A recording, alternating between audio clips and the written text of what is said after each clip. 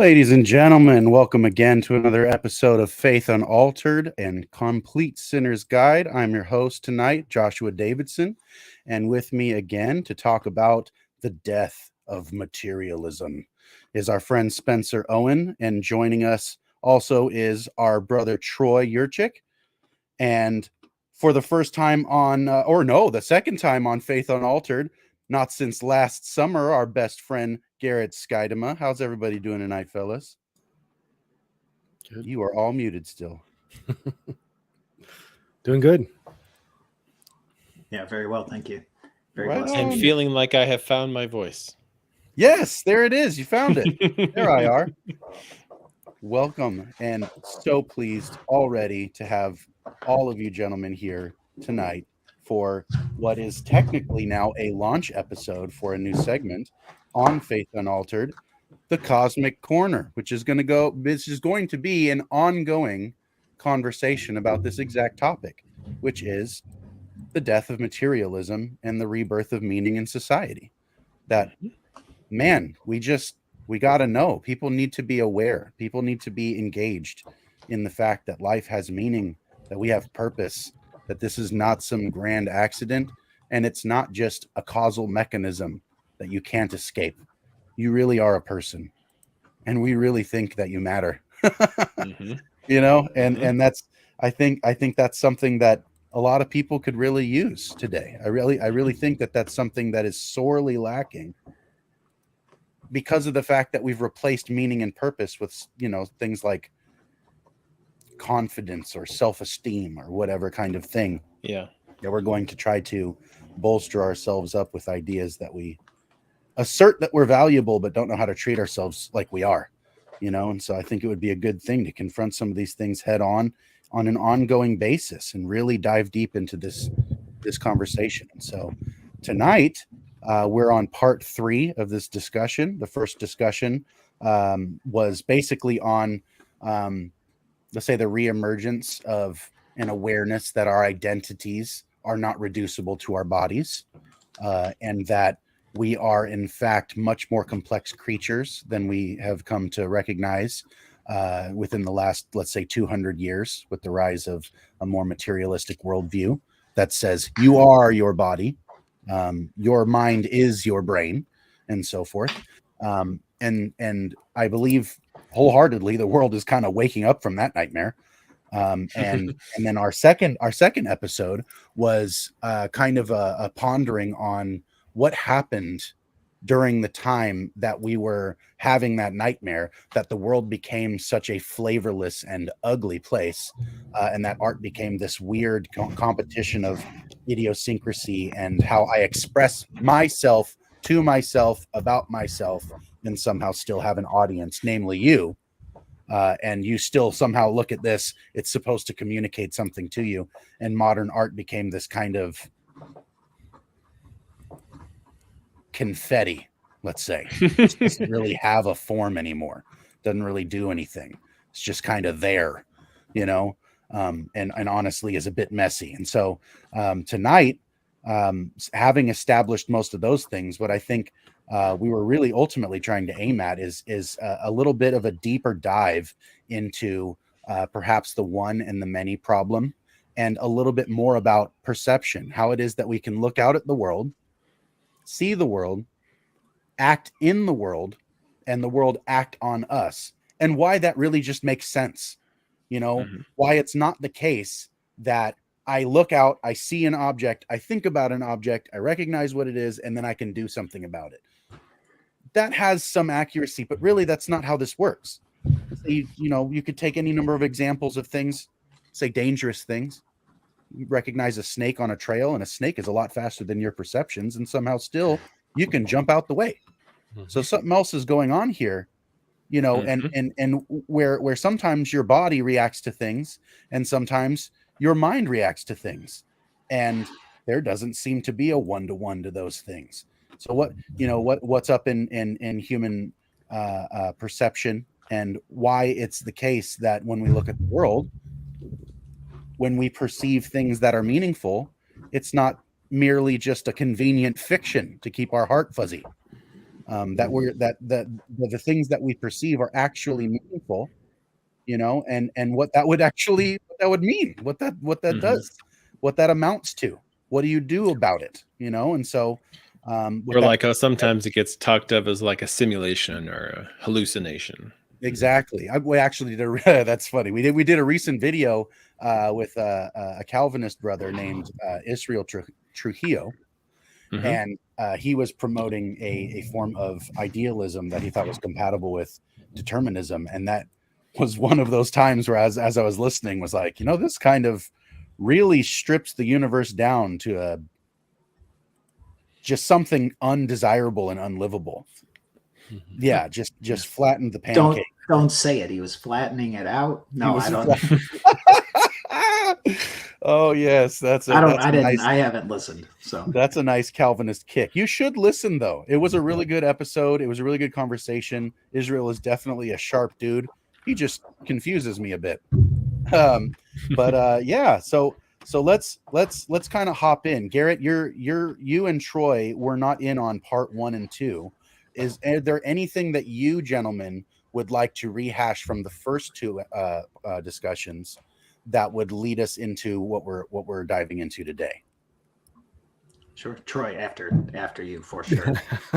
I don't think that I have anything that I want to rehash. I'm sure there's going to be quite a few connections back that we'll bring forward, but not anything that I want to cover again. Okay. Yeah. In terms of rehashing, I don't know, because it's going to be, we're going to kind of, to Troy's point, tread that territory again.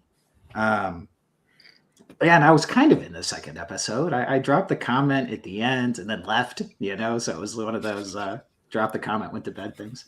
That was actually, I'm glad you did too, because it was actually a really helpful comment. Yeah. I was going to say that kind of rounded off the episode with really great segue there. That was really cool.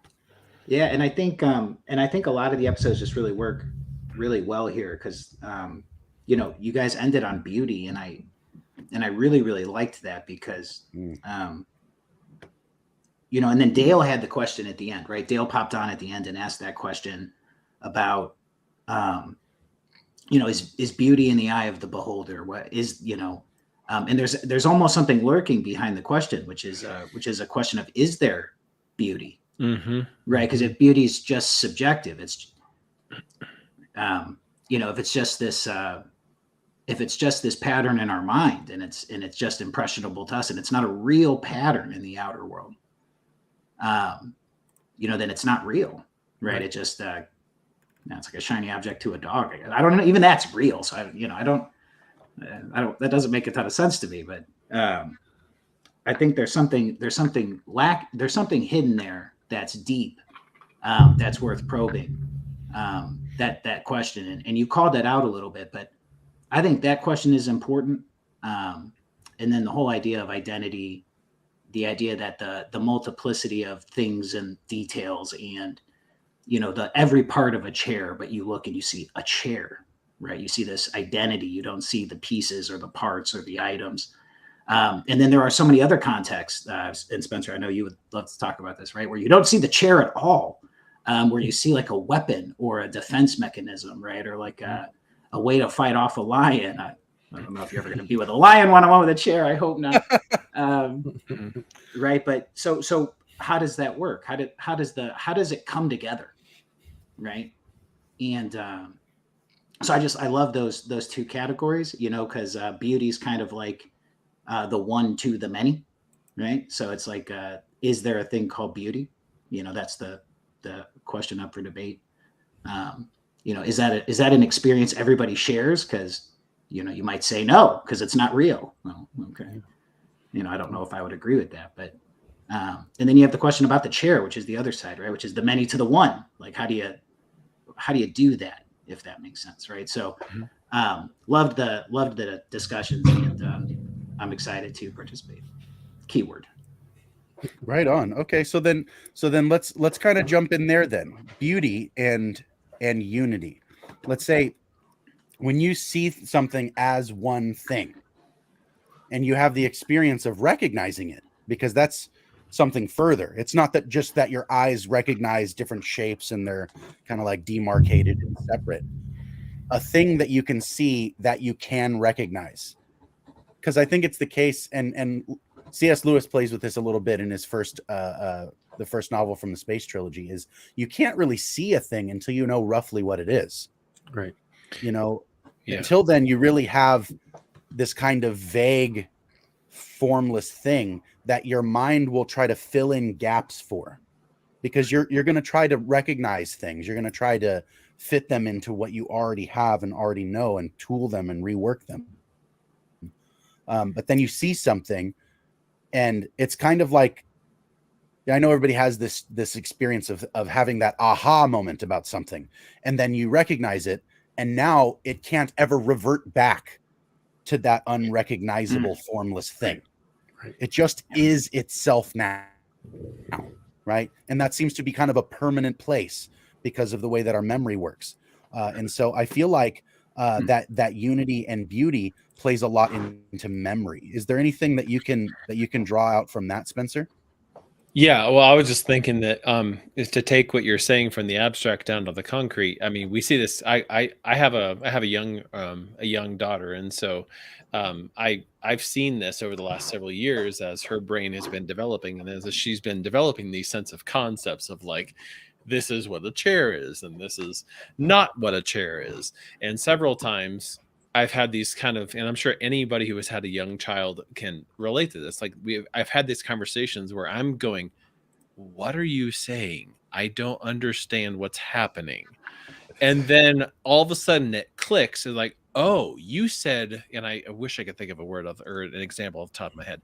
You said X, but I was filtering it in my brain as Y. And to you, it means this other thing. And then I have to kind of explain, okay, no, it's not. I know it looks like that, but it's not that. And trying to finesse that out is a really complicated thing, because it is kind of an emergent phenomenon that is, it's a bit like trying to explain the many without the one, or trying to explain the one without the many. And that's beautiful. It's hard. That happened with one of my kids. They used yesterday as all past.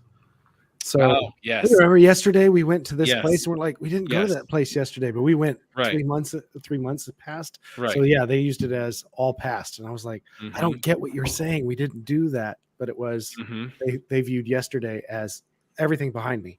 Right. Well, like I know kind of one sort of example that I've run into is trying to explain like the idea of matching clothes to my daughter, like what colors match. So for the longest time, she would come to me and say, okay, look, Daddy, I'm wearing matching clothes. And it was like purple on top and a different shade of purple on the bottom, and like purple shoes. And again, a third shade of purple. And I'm sitting here going, a good try. I see what you're trying to do, but that's not quite what matching is. And trying to explain that concept requires a really like, because it really is what you were saying, Josh, of like, it's just when you know, like at some point it just clicks. And for some men, it never clicks. But like at some point it just clicks and you go, oh, that's what matching is. But how? And now, is that reducible down to like, okay, here's the color wheel, and here are the complementary colors, and here are like, that is a part of how to explain what matching colors are, but that's not. Yeah, but why do they match? Not like these colors match, and this is how you determine it based on this wheel. That's just going, yes, these match, but why do they match? Why is that aesthetically pleasing to the eye? Why is that something that you can across multiple eyes, across multiple observers, this is appealing? That's something that you can't explain with, well, it's just because this color and this color. I mean, maybe you could get down to the wavelengths of the colors in some way, shape, or form match up at certain points, but like, really? That's not something that we can observe, but we see these colors and go, oh, that matches. Yeah. Well, that's describing, and I'm going to use one of John Walton's distinctions here. Like, that's describing material, creation. That's not describing functional creation. It's not describing, it's describing the how. but it's not describing the why, the telos of it all. Mm-hmm. This reminds me of, actually, it was probably about maybe 4-ish months ago, I think. My daughter recognized for the first time that she's not the only one who has mom. That I also have a mom. Nice. And what I mean by Grammy, Yeah. when I say grandma, that means my mom. And she, when I said something to my wife about going to mom's house, my daughter looked at me like, what is wrong with you? We're already at home. Dad. Like, what are you talking about going to mom's house? Like, she lives somewhere else. We all live here. Like, what's, you know what I mean? So she asked me, like, where's mom live? You know, like, what do you mean? And I was like, my mom, honey. She was like, no, that's our mom. I was like, no, honey, that's your mom. I'm your dad. Grandma is my mom, right? And she's just like, what? Yeah. She It's was the like, born? yeah, It's she very, was very thing. literally a one in the many kind of problem there. It's yeah, like, she was like, does mom have mom? I was like, yeah, mom's got a mom. Like, we've all got moms. It's amazing. So I think there's a lot of Spencer, while you were talking there, something kind of hit me, and I'm going to throw it on the table. Throw it on the barbecue. We're in the Oasis. There's a table. Okay.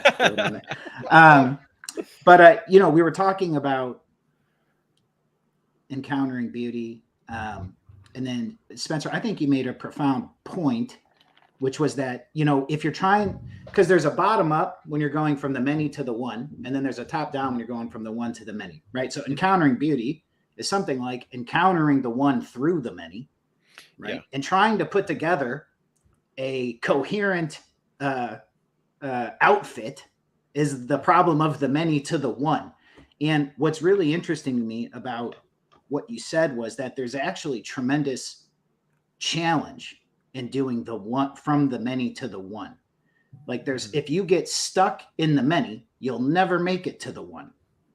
Right. And so that's why it was so complicated, because there's this, the idea of the one, right, is hard to get at from the details, right? If you were just coming in and looking at all the things, you would never, the idea would be you would never understand the why from looking at the how, I guess, is maybe a way to think about that. I don't know if it's that too strongly, but then I think there's more too, right? Because on the flip side, there's like the moment where she encounters an outfit for the first time, right? And the outfit, something like imprints on her mind the pattern of an outfit, right? And when I say imprints, I mean that biologically or kind of, right? It literally remaps all of the connections and the neural pathways. It remaps it all. It's like a literal pattern stamp, you know. And here's the rub from what we were talking about earlier. I don't know if we were talking about earlier. I'm like halfway through a conversation in my head from the middle of the day, right? But you have this instantiation problem, like we were talking about before. Look, the pattern's either actually out there or it's not. But what's interesting is you can only have the mental imprint by encountering the pattern in the external world. Like, you're not gonna get to the imprint by the pieces, because that's not how it works. You have to encounter the beauty. And I'm fine saying beauty reveals itself in an outfit, because that's exactly what it's doing. It's the many to the one. And Vervaeke, John Vervaeke is a cognitive scientist at the University of Toronto. He had said something about beauty. If I can remember, he had said something like, recognizing something is beautiful. And this is the direct answer to Dale's question, is something like, and Davidson, you started this way. It's something like grasping the identity of the thing, or something about it's like you're learning or you're getting close to the essence of the thing. And I might use that term metaphysically incorrectly. I'm not sure that I can recall the precise quote, but I would frame it, you know, in Vervaeke's framework, I would frame it more as like perceiving the connection between the one and the many, you know, being able to grasp the way in which they all flow and work. Yeah, together. he would call it like, the through line that ties it all together between the, I believe was the word he used. But anyway, it was the recognition of that thing. And you can see that thing from many different perspectives and still get that same grasp of the through line of the thing, like the outfit or God incarnating in a man, right? So it's I just thought it was a profound thing, because one, it it reminded me that perhaps this is a great example of the challenge of going from the many to the one, which is really the problem you see in modern reality, right? Is there is no, we've lost the center of what coheres our society together, let's say, and there's like a big battle going on, ideological battle, right? And sometimes we get, as Christians, thrown into an ideological battle, and sadly, I think a lot are, and we are all tempted to be caught in an ideological battle, right? I'm going to stop meandering. So, well, I was gonna say, someone save me. No, it would be good, I think, to articulate more clearly what we mean by one and many, and like, let's say, in the simplest sense, you could take an everyday object, right? I have keys, but it's keys and wallet, but it's multiple keys and wallet. It's also rings and keys and wallet. It's also buttons and mechanism, battery, wallet, the inside, the contents of the wallet. And yet to my hand, those keys, to my eyes, to my hand, to the action pattern from here, desiring to grab the key, readying my body, and actually grabbing this is one thing. This is one thing, right? But it's many, many things. And each of these one things is many things. If you break it down to its molecular or atomic level, it's also just multiplicity all the way down, right? And so what we mean by the and one, unity all the way up. right, exactly. What we mean by the one is the opposite, is that we can go all the way to identity, not necessarily starting at atoms and moving up to identity, but starting at identity and moving down to atoms. You could break this thing down, make sense of it. But if you started at atoms, there's no way you could make every leap necessary to get to one thing. There's no way. There just isn't anything there that draws the unity. And this comes back to Dale's question about beauty in the eye of the beholder. You're assuming a beholder. You're assuming that someone is perceiving and observing, right? You need an observer. And we learn this from the quantum physicists now, is that we need an observer for the universe to behave itself. We need an observer, right? You need a ground of being. Exactly. The thing that's at the top. Yeah, and so one of the things, and this is something that was really impactful from listening to Jonathan Pajot, and when we did our episode while back, about a year ago, actually, I think it was about a year ago, we did an episode on on Eden, the Mountain of Eden, as a cosmic structure that was symbolic of all reality, right? And in that episode, I had mentioned, that our ability to perceive unity is something that makes us distinct. And Pajot went as far as to say our ability to perceive unities is one of the things that makes us an image of God, right? Is that's something that draws all the way back to our identity, is that without being identified as an imager of God and having the attributes of somebody who images God, we wouldn't be able to be the observer that brings unity to multiplicity. And the universe would simply exist as an infinite multiplicity, just this chaos sea of molecularized nonsense, right? And because we are observers, because we are centralized locale of consciousness that can have attention and bring unity through our perception to these things out here from in here, the unity doesn't happen here and it doesn't happen here. It happens between here and here. That's where the unity happens. It's not simply in my mind, and it's not something out there in reality waiting for me to grasp it. It's the communion between me and reality that makes unity in the place. Both are necessary, neither are sufficient. Yes, Beautiful. Exactly. And if I may, both are necessary. And if I may, I think the challenge here, I think Ian McGilchrist once said this, and he was in an interview with, I don't remember at the time, it might have been for Fakey, but they were talking about the challenge with, and I'm going to go back to the observation. You were talking quantum mechanics, and I am no expert. All right, who is? Nobody, right? Not to compare myself with with real experts.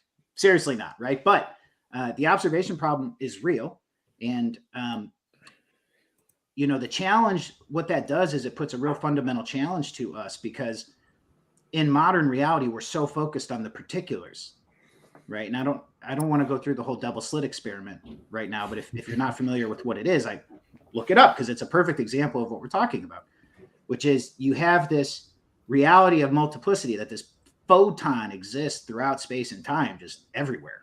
And when you observe it, it's in one place, one photon dot, right? Do the experiment. It would be way better than me explaining it. I'm sure I just missed something. Spencer's looking unhappy. No, I'm just kidding. So but the idea is it takes the observer to collapse the waveform. And here's the challenge: is something like modern materialist atheism, right? It pretends the particular is real, but that the waveform isn't. Mm-hmm. And what I want to suggest is that perhaps the waveform is more real than the particular, and not that they're not both real, because they are. It's literally both. But the point being that you can't have the one without the other. And I feel like a lot in modern society, so influenced by nominalism, just likes to cast off the idea of the waveform. It's not a well. Yeah, and I mean, just going back to what I was saying earlier about necessary and sufficient, is that, like, when you got an observer and you got external stimuli, like material things out there in the world, materialism looks at that and says both of them exist, but they are just, like, essentially it cannot draw a connection between the two. It can't say that there is any meaningful relationship there, in that, like, so the observer is just seeing these things, but it doesn't draw any but there's no guarantee whatsoever that the observer is actually seeing what is actually out there. And that's where we get a lot of these language like simulation, hallucination, is that we think we're having consciousness, but really we just have no idea what's really out there. And that's a, in my opinion, necessary conclusion of materialism.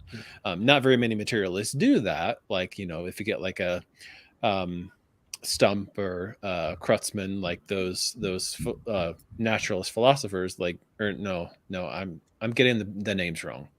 Anyway, I will have to correct myself on that later. But anyway, there are some naturalist philosophers that just go full bore and say solipsism all the way down. Like, that's all there is. We have no way of knowing. But a lot of them try to kind of, split the baby and say you can find some way to see to guarantee a real connection between them, but without acknowledging that there is more than just two material objects, an observer and something. Without acknowledging there's more than that, then you can't. And ironically, actually, in the episode that we did 2 weeks ago with Israel Trujillo, he mentioned exactly that, and tried to use the conclusion you just drew about materialism as a reason to say that somebody who affirms substance dualism would have to say their God is in some sense genuinely deceptive, because our senses don't give us an accurate, immediate access to reality. We have to fill in the gaps of our faulty senses, let's say, and that is absolutely have access. You never actually have access to the external world. And he was saying that's a reason to think that substance dualism is either false or the God of substance dualism is somehow deceptive. Right. And I should clarify my previous statement that is an absolutely accurate description of the sequence of events. Is that the actual meaning of what's happening? Absolutely not. Right. Well, and the important thing too is, sorry, David. No, you're good. Go ahead. How did you phrase that just a minute ago? That it was phrased before, Davidson. It was you had said something very important, and my first thought was the keys. The reality is we all see the keys. We all see the pattern of the keys, and it seems like what you had just said for the gentleman's position wouldn't really allow for the seeing of the keys, that the other people not can actually see the keys. seeing. Yeah, he was maintaining that your ability to see the keys is illusory because you don't actually have access to the keys themselves. You have access to the image, that your brain is able to make an image by by all your sensory data. Right, exactly. And he was saying that if you eliminate the sensory data, there is no external world. And just so therefore, eliminate reality, and look, everything works. Right, exactly. Sorry, I don't mean to. There's no reality. Yes, I agree. I don't. It's like the idea, and we were talking about that a little bit earlier today, right? It's like the Peugeot says this, that the observer, we're excluded from reality, right? The whole idea is that there actually is there are no qualities, because it's just this brute fact of every single tiny particular, Right. But it's really interesting, Spencer, even what you were saying a minute ago. It's like, if it's solipsistic all the way down, then how does the scientific method work?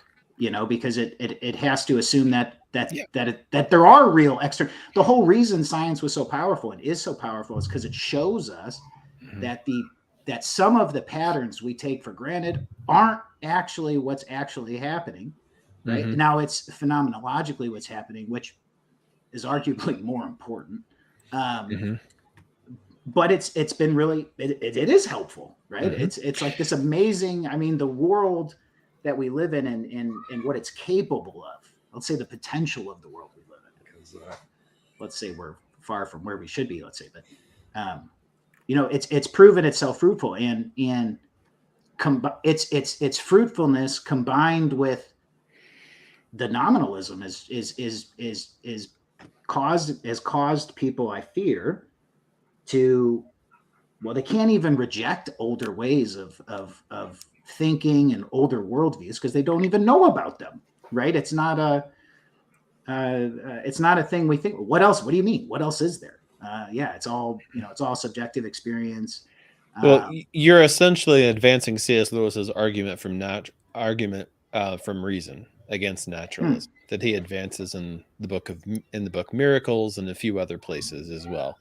But that's essentially what he says. That's a compliment. I've never read that, but I'd love to hear it. If it's relevant, Spencer.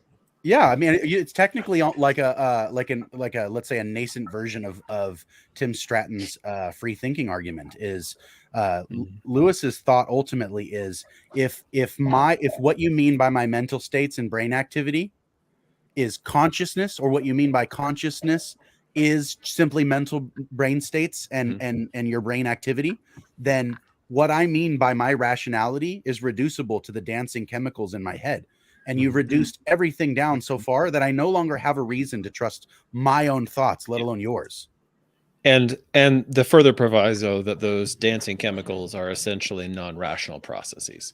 And I say non-rational intentionally because that was part of the debate between him and Anscombe, was irrational versus non-rational. But essentially, the point is not irrational like they're crazy, but it's irrational, but it's non-rational in the sense that they're not governed by rational processes in a naturalistic world. So, which fails if you look at it from the perspective of everything needs an organizing principle, right? Yes. So if you have an organized, I don't exist if there's no organizing principle. And if I can't trust my own senses, if I can't trust that the operations in my brain, the chemicals being released, the hormones, everything else doesn't have an organizing principle, a function, right. Like you said, a functional creation, functional matter, then nothing exists. So I can, it's a hallucination. Yeah. Well, it's funny you say the word organizing principle there, not only because that connects back to the part 2 discussion about what spirit is, which is a good definition of spirit, but it also connects back to a rebut, what I would consider to be the failure of a rebuttal to that argument from reason, is that a lot of naturalists would say, okay, so the organizing principle there for consciousness is itself rationality, or essentially like is accuracy. So more or less, like, wouldn't we expect that evolving brains would be evolved to accurately perceive the world, that they could look at things and actually see it as it is and not hallucinate something else, right? And wouldn't that be the thing that you could argue, that the size of the brain or the amount of neuron connections in a brain would be the thing that makes it more accurate? But we don't actually see that. There's animals with much larger brains than us, with many more neurons than us, yet they don't have the ability to reason, look to the stars, see beauty, express beauty, something that I can share between you and I make a piece of art and you can enjoy it. They don't have any of that. Well, I mean, just from but like the problem when it comes to the way that our brains are actually organized, and again, this is all coming straight out of materialist science, and so this is like their own premises, basically, is that we're actually not organized for rationality at all. And that's one of the things that I have to like really disabuse my clients of as a notion. And I mean, I say that much more strongly than it actually is in practice. So no, I am not enforcing my values on my clients. I feel compelled to give a ethical disclaimer there. But when it becomes relevant, when they open the door, that is one of the things that I need to present with my clients is like, look, actually the way our brains are structured is we are built for survival first and foremost. And that's filter number one through which all data gets filtered. And then we are built for like belonging, essentially, like tribal affiliation and love and connection, and who are the people I can trust and who are the people who have my back, and that kind of social component. And that's filter number two. And then after that is filter number three, which is the reasoning process, which mirrors the structure of the brain. You have the brain stem, there's the survival, the lizard brain. You have the midbrain, which is the limbic system. There's your mammal brain, your connection, social organization, and affiliation part of your brain. And then you have the prefrontal cortex and all the other lobes that manage higher order thinking, like reason and rationality and synthesis and organization and that kind of stuff. So the point of all that being that the answer to the materialist answer to the argument from reason is no. Well, that's what we know quite clearly, that our brains are not designed to filter things out accurately. And so like our perceptual filters, they don't need to accurately perceive a tiger in all of its finer details in order to enhance survivability. It's wired for good enough.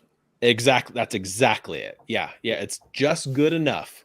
So like our perceptual filters at that survival level need just good enough to be able to keep us alive. Which is why the robotics industry. That's why the robotics industry had so much difficulty getting robots to interact with reality, and like humanoid robots to interact with reality, is that they were giving them way too much information at one point and way too little information at another, and they just would shut down.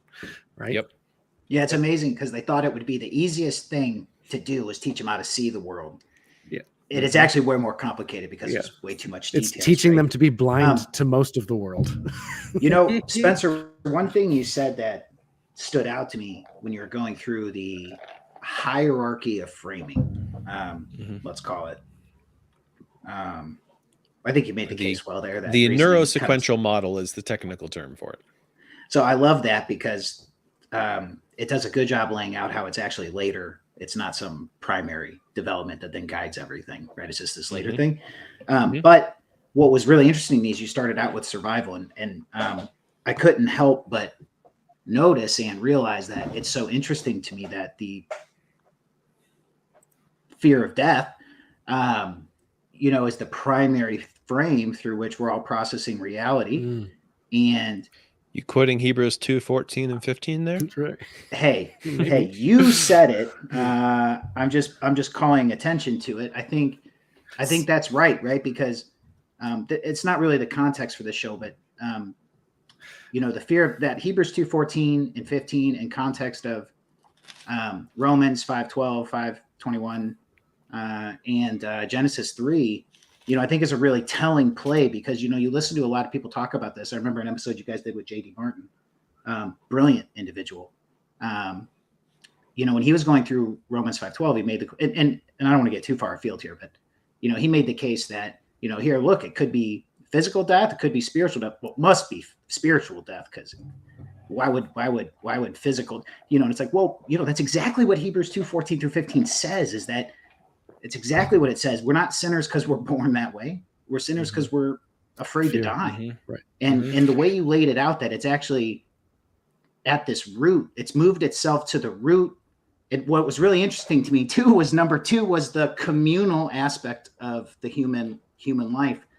So you could imagine the case where the number 1 doesn't exist, and you get to just start with number 2, outside of fear of competition or starvation or you name it. You know, there is no fight or flight, so you can replace it with love as number 1 through the communal reality. And you know, then you were talking about perceptual filters, and perhaps we need to really quickly, and Troy, I want to let you say what you're going to say, but then after that, maybe we should draw the pattern out, because, you know, we're talking about one to many, many to one. We're talking about the observation, the collapsing of the waveform. We're talking about a tiger being distilled out of fuzzy orange fur with stripes, right? Like, this is a one to many draw.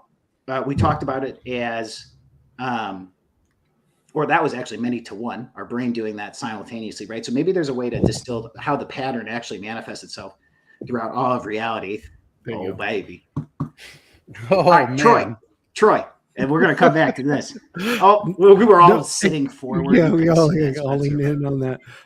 No, it actually goes along with that. Is that thinking about it from the perspective of, if you've got your, like you said, the lizard brain, the mammal brain, and then your higher function reasoning, is that if you have things that are that your lizard brain is reacting to, it bypasses and hijacks the rest of the system. Yes, it does. Okay, so if on a perceptual level, death, any death, if that's the thing, my lizard brain is taking over. Right. So my lowest functioning, it works for survival, but my lowest functioning thing that I reason with or work with, that operates my body, operates the way that I work, and lowest, and is not aware of time and space. Yes, exactly. If that is the thing that's activated across time, like the perception of death, the death is always at the door, then I'm always going to be trying to stave death off. Of course, fear of death is the reason for sin. I will choose me over you if I don't have a perception that says that lizard needs to go, needs to be in the dust, right? I don't need to listen to that voice anymore. That I can actually love you, and it's not about whether I survive loving you. Yep. So just for anybody who doesn't have access to Hebrews 2:14 and 15 right away, it just says, "Since therefore the children share in flesh and blood, he himself likewise partook," he himself being Christ, "likewise partook of the same things, that through death he might destroy the one who has the power of death, that is the devil, and deliver all those who through fear of death were subject to lifelong slavery." Which connects right back to everything that Paul says in Romans 5 and Romans 6 about how, I mean, like it's a really fun exercise that I've done a couple of times. If you go sit down and look through Romans 5 and Romans 6 and try to notice all the language about dominion, rule, slavery, like those kind of cluster of concepts get repeated something like a dozen times in those two chapters, because that's what Paul is saying happened because of Adam. Not that, you know, all humans now carry guilt, but that all humans are now subject to slavery to death, slavery to the devil wielding the power of death. And that is where we get this neurosequential process of the very first thing that every interaction, and I want to be clear, when I say fear of death, I mean that in a very flexible sense, in a very shorthand sense, because that's the level at which the lizard brain operates. So like when I talk with clients a lot of the times, and I'm sharing it with like a couple, for example, and one of the members of the couple has encountered a lot of trauma in their life, and so their shortcuts are wired for that survival mode, and which is what you were talking about, Troy. And then very often, like someone will say, well, I just don't feel safe around them. And the other person's response is like, what do you mean that you don't feel safe? Like, I've never hurt you. I've never hit you. I've yelled at you, but like, it's not like, I'm not going to hurt, you know? And that's missing the point, because that's going top down. Logic and reason trying to talk to the lizard brain. It just does not work that way. Mm-hmm. And that's where we Right, wind up right. with those kind of reactions that are very sinful, that are that harm ourselves and harm other people. Right. And that's the definition I'm operating of Right. sinful under. Body of sin that Paul talks about in Romans 7. Yes. Mm-hmm, mm-hmm. Well, I think So what's happening there is like one person's lizard brain, because it's wired and highly sensitized to threat and perception of threat, has perceptual filters that are activated at the slightest possibility for death. Like Right. it feels like death. And from a very neurobiological standpoint, that's correct. Like your palms that sweat do the exact same amount of sweating when they encounter a cliff as when your partner says that thing. Like it literally is not aware of time, space, person, any of those things. It's just, so you're saying is your go physiological response to a threat that makes you aware of impending death. Correct. Doesn't matter what it is. If it gets that brain takes over, your palms sweat, your heart, blood pressure goes up, right? Oh yeah, go ahead. I wonder if those are real patterns.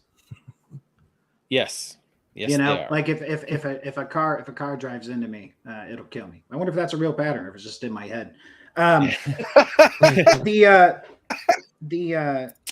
You know, one thing I want to talk about real quick, Spencer, is you talked a lot about framing. I mean, to think about, because we don't think about this all the time, right? So this was one of the profound things I learned over time, is we actually don't think about how our perceptions are framed, and we're very unaware of how our perceptions are framed, right? And in this way, you're suggesting that, look, the fundamental frame that's guiding our choices, right?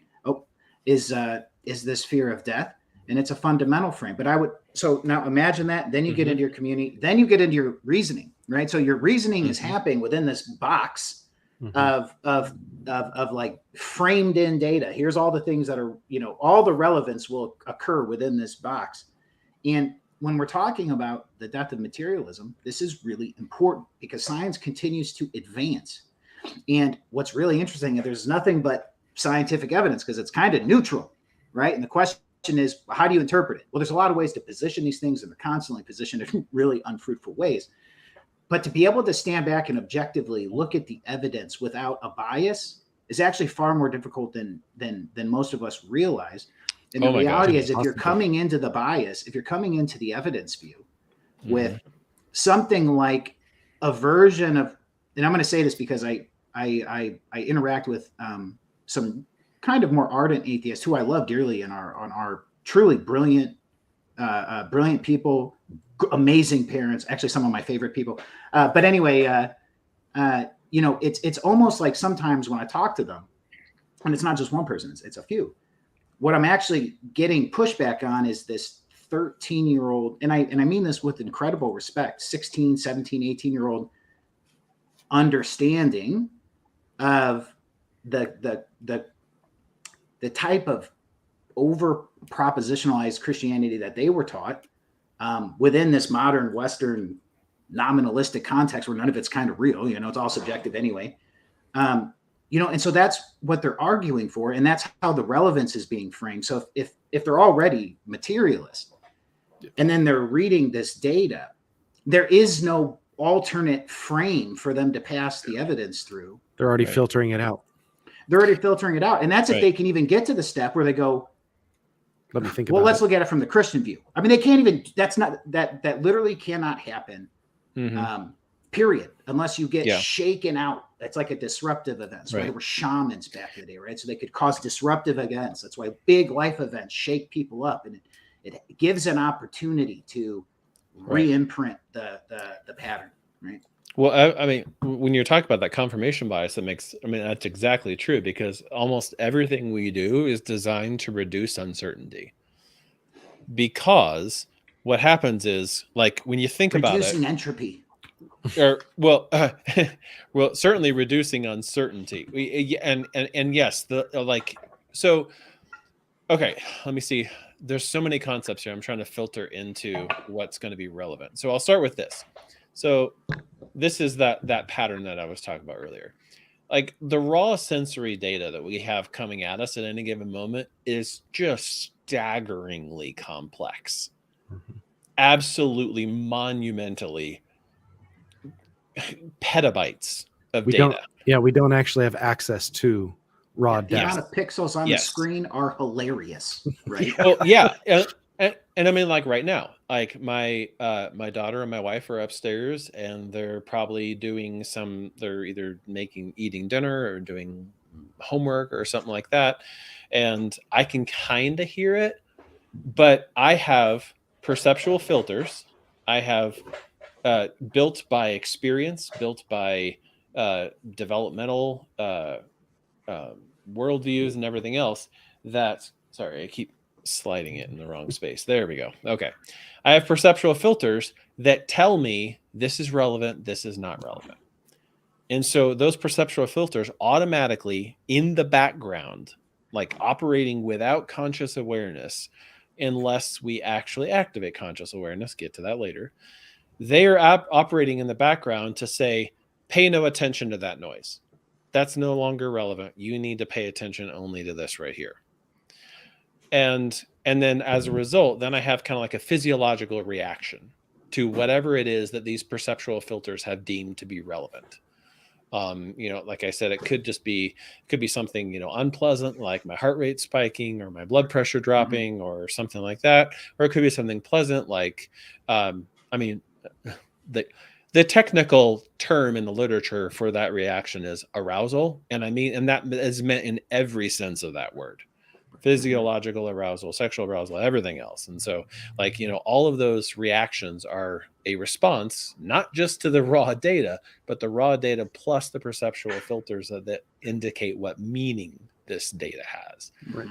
And then from there, then we have a moment. Yeah, go ahead, please. All right. So you can leave it up there as long as your shoulder's not tired. Yeah, but no, that's a little bit. If you've had traumatic experiences, your filters have become I work in the sciences, so instead of having a 40 micron filter, they're down to 0.45 micron. They're filtering a whole lot of things out and only letting it's extremely low resolution, and it is fight or flight all the time. So it's dealing with the trauma that allows for that filter to open up and allow more raw data in. Is that correct? The right way of looking at it? Yes. I don't know if I'd quite put it so much as like more and less, but definitely selective, like highly biased. And then what happens is, now this isn't a necessary step, but this is like ideal functioning. This is kind of the way it works, where we have a reaction, our heart rate spikes, for example, because she said that thing. That thing means I'm being disrespected. That phrase means I'm being disrespected. My heart rate spikes. My hands clench. And then, ideally, I would become aware of it. I would notice it's happening. And then be able to choose a response. Versus and really, both of these, and then whatever response I choose is going to then loop back. It's going to create a feedback loop back into the perceptual filter. So if she says that thing, I think it's disrespectful. My heart rate spikes. And then I go, okay, I see that. I can notice that. I can observe that, not just as me, but there is me. And then there's the experience that is happening to me. So in my counseling with my clients, we call this the observing self. The person that can kind of, the observer, like we were talking earlier at the beginning. And then the observer gets to choose a response to all of this autonomic activity. And then I get to decide, am I going to, honey, can we please talk? Or, what do you mean? Yeah. And that usually happens when this is bypassed. Yep. So a bit of, like you said, reaction, response, awareness. Yeah. Ideally, we get the awareness, right? Yes. At the time. Yes. The next best time is as soon as you realize it. So a bit of an interruption, but something that I think is still important is in the chat. We have Jamie Russell asked a question and made a comment here please. that I think would be really good for us to respond to for clarity's sake, as we did mention it. He says, I thought sin brought death. If death brings sin, then how did death enter the world? This is more of a theology question than it is necessarily the perception question that we were going over. Sounds really weird. What am I missing? I think that would sound weird. So he said, I thought death was necessary because of sin, lest man take from the tree of life and live forever. Bad, because it would perpetuate the sinner. God had to remedy the sin before he gives back life by his death. So for this first question here, I thought sin brought death. If death brings sin, then how did death enter the world? Ultimately, you're talking emergence and emanation right now. Right. I think what we were talking about is not the entry of death into the world, but now that the state of things are what they are, this is the principle that we're looking at here is we are under the fear of death. And in being under the fear of death, we have basically it makes it in the most immediate sense, to make this simple, death and our awareness of death and the fear that we have as a response to the awareness of death makes us impulsive. It makes us forget the future and we begin to behave impulsively. And that's ultimately where that awareness gets bypassed. Like you were just saying, we become reactionary. And when we forget the future, theologically speaking, when we forget the future, we cease to hope. When we cease to hope, we fall more readily into sin. It's the same thing that happens. Like, let's say you walk into a room, turn the lights off and have the light on your cell phone. Point the light on your cell phone toward the ceiling and look at the ceiling. Try to walk forward. You're going to stumble. You have to have the light, your awareness and your attention pointed in the right direction so that you will not stumble, right? Yeah. And if you cease to look where you are going, you are far more likely to stumble. You might be very coordinated, but obstacles will arise, right? This you could use this physically speaking with just your body walking through the space of a room, or you could think of this, let's say, in a higher sense, that symbolic sense, where you're bringing this up into the realm of theology and our own interactions. Let's say the principles that we have with free will and things like that. I am able to keep my eyes and my attention fixed on something that informs everything, right? And so if I aim at something, it's going to inform my perceptions. Because I have that aim, that's going to guide my frame of reference for what becomes relevant to me out of that data that we were just talking about. And so having an aim, which is being future oriented, is like an immediate antidote to the poison of a fear of death that makes you forget the future. Something like that. It's not that sin comes from death. It's that death is being made into a personified entity that is trying to do things as an enemy to you. And that's a very fundamentally different way of looking at that. I hope that's helpful. Yeah. Spencer, can you mention you're probably about to, but and if I would just stop talking, that, it's not one or the other. And that's the tough thing, sin brought death. That's a fact. It even says that in Romans 5, right? Through one man's disobedience, we were all made sinners. How were we made sinners? And that's the question, right? And it's death, our fear of death particularly. So it's not just death.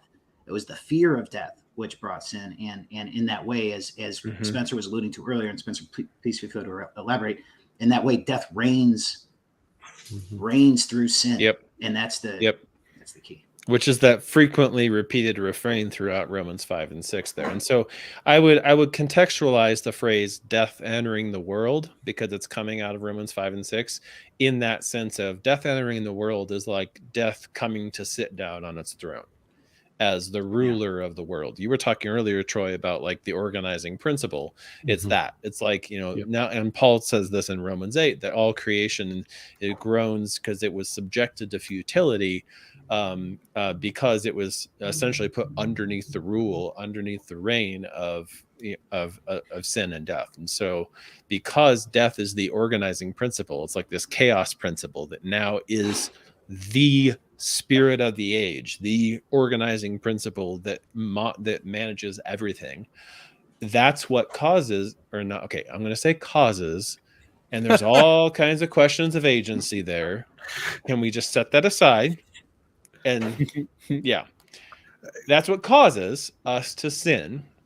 Is we are operating in alliance with, in allegiance to, that chaos principle, which is what Paul talks about when he says that you were once all enslaved to sin, right? Yes. So you can call cause in that language, I was a slave to sin, but now I'm a slave to righteousness because my organizing principle is the ground of being God, right? So now is an death actual life principle, not a death principle. Right. It's not chaos or the lack of existence or non-existence. It is full existence.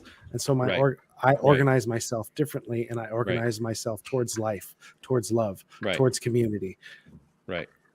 And to me, this is just flowing right out of what Jesus says in John 8:34. Like he who sins is a slave to sin. So it's like once death enters the world, sits down on its throne as the organizing principle for all creation. From that point onward, we are, and this is not more Pauline language, we are citizens of another kingdom. We belong to the realm of darkness. This is Colossians 1 right now, that we were transferred from the realm of darkness to the realm of the light, and his beloved son. And so what's happening here? Oh, that's good. Thank you.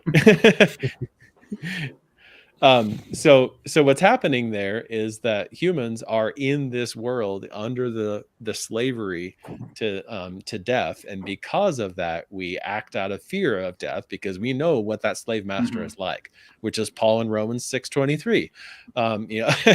The wages of sin are death. Like the slave master of sin pays wages for services rendered, which are really, really suck.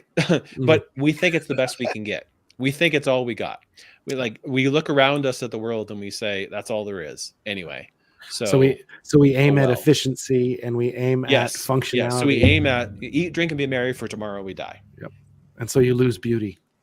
Exactly. So in the spirit you also lose duty and responsibility to your fellow to your fellow man.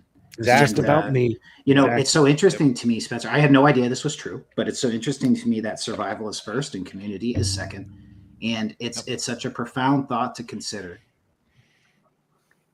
Part of this is not understanding the extent to which your logic is framed in by the frame in your worldview. It's the slave. That's exactly right. Ian McGilchrist has an excellent book about this. I recommend everyone. I think it's called "What's the Matter with Things" or "The Master and His Emissary." Both of the books I think they're huge, by the way. But I think it's the framing issue is profound, and when we talk about you guys were talking about it's starting to slip, and I don't want to change the subject, but I'm so interested in going back to the idea of identity because we've talked about a lot of stuff, and I wanted to say about that earlier, but I wanted to check in with Josh because you were going to say something a second ago at the end of my little tirade. What I was going to say is drawing back to something that I had a comment exchange with BJ, the guy that's in the chat right now. That said that we were being refreshing because we were making this biblically oriented rather than making a philosophy game over here. That we were actually assuming that the Bible is true and it's telling us truth about reality, and that's like important. One of the things that I had an exchange with him in the comments section of a Facebook post in one of the groups, or I forget which group it is, but the post in the group ultimately was something like, "What is hope? What is it for?" And in that, I answered and I gave my opinion of it, and in the last live stream that we did, I recapped some of that, drew some of it out, and we talked about it for about 10 minutes or something like that.